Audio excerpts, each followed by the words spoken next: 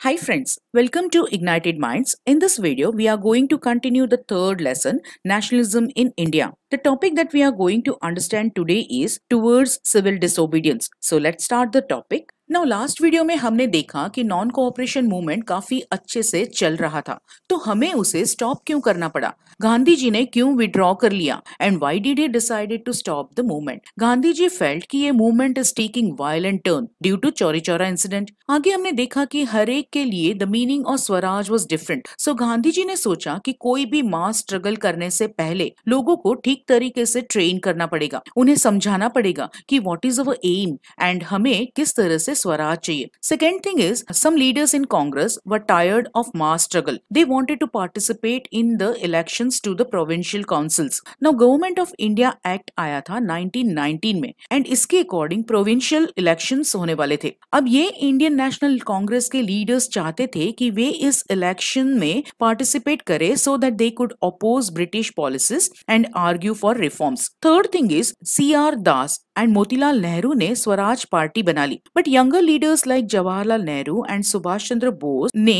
इस स्वराज पार्टी में पार्टिसिपेट नहीं किया बिकॉज दे बिलीव्ड कि इंडिया को आजादी तो मास स्ट्रगल से ही मिलेगी। Now India is an agricultural country and 1929 से agricultural prices began to fall. अब naturally जब goods की demand ही नहीं है तो export भी तो decrease हो जाएगा। So इसकी वजह से peasants को अपना घर चलाने में and survive करने के लिए बहुत मुश्किल होने लगी as they found it difficult to sell their harvest and इसकी वजह से they cannot even pay the revenue and so by 1930 the countryside was in turmoil. The second reason was Simon Commission. अब हमारे यहाँ economic डिप्रेशन चल रहा था and इसके बावजूद ब्रिटिश गवर्नमेंट ने सर जॉन साइमन के अंडर में एक कमीशन बनाया एंड इस कमीशन का नाम उन्होंने साइमन कमीशन दिया। अब ये साइमन कमीशन क्यों बनाया था? What was its function? तो ये कमीशन में इंडिया के कॉन्स्टिट्यूशनल फंक्शन के बारे में डिस्कस करने वाले थे and they were also going to suggest some changes and वो भी ब्रिटेन में बैठकर they were going to discuss this. तो भाई हमारे कंट्री में चेंजेस लाने की सोच रहे हैं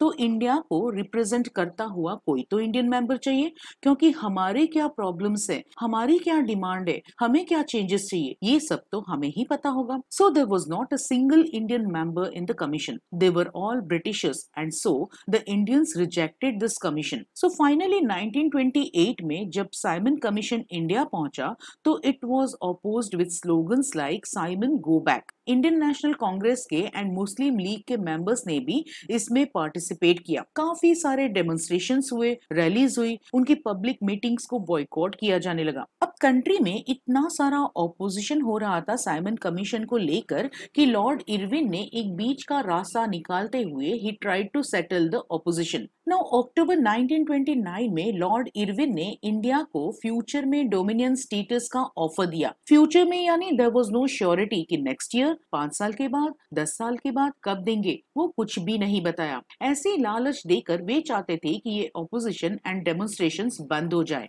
दूसरी लालच उन्होंने दी कि हम एक राउंड टेबल कॉन्फ्रेंस करेंगे to discuss the future constitution, but the Congress leaders were not satisfied by this. उन्हें ब्रिटिशर्स पर विश्वास नहीं था and so they rejected the offer. अब इस दौरान कांग्रेस में जो रेडिकल्स थे जैसे जवाहरलाल नेहरू एंड सुभाष चंद्र बोस, इनकी पकड़ थोड़ी सी मजबूत होती गई एज दे बिलीव्ड इन पूर्ण स्वराज, जबकि मॉडरेट लीडर्स थे जैसे CR दास, मोतीलाल नेहरू, जिन्होंने स्वराज पार्टी फॉर्म की थी एंड जो बिलीव करते थे कि हमें काउंसिल इलेक्शन का हिस्सा बनना चाहिए, उनकी पकड़ थोड़ी सी लूज होती गई। They lost their influence. Now ये जो रेडिकल्स थे जिनकी पकड़ कंट्री में पॉलिटिकली मजबूत होती जा रही थी, दे बिलीव्ड कि हम पूर्ण स्वराज तो लेकर ही रहेंगे। And this decision was taken in the Lahore session in December 1929 under the leadership of Jawaharlal Nehru.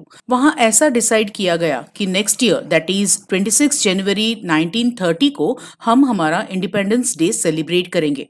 ऐसा भी डिसाइड किया गया कि सब लोग साथ में मिलकर we will take a pledge to struggle for complete independence. But अब हुआ ऐसा कि ये पूर्ण स्वराज का सेलिब्रेशन एंड प्लेज सेरेमनी ज्यादा अटेंशन अट्रैक्ट नहीं कर पाया, जिसकी वजह से Gandhi ji decided to take some concrete steps. Gandhi ji को लगा कि सिर्फ ऐसे मिलकर, समझाकर, भाषण देकर, प्लेज लेकर हम लोगों को पूर्ण स्वराज का इंपॉर्टेंस समझा नहीं पाएंगे, हमें कुछ ठोस कदम उठाने पड़ेंगे। एंड वो क्या कॉन्क्रीट स्टेप्स गांधी जी ने लिए वो हम देखेंगे अगले वीडियो में. So with this we have come to an end of this topic. For more videos like share and subscribe my channel Ignited minds.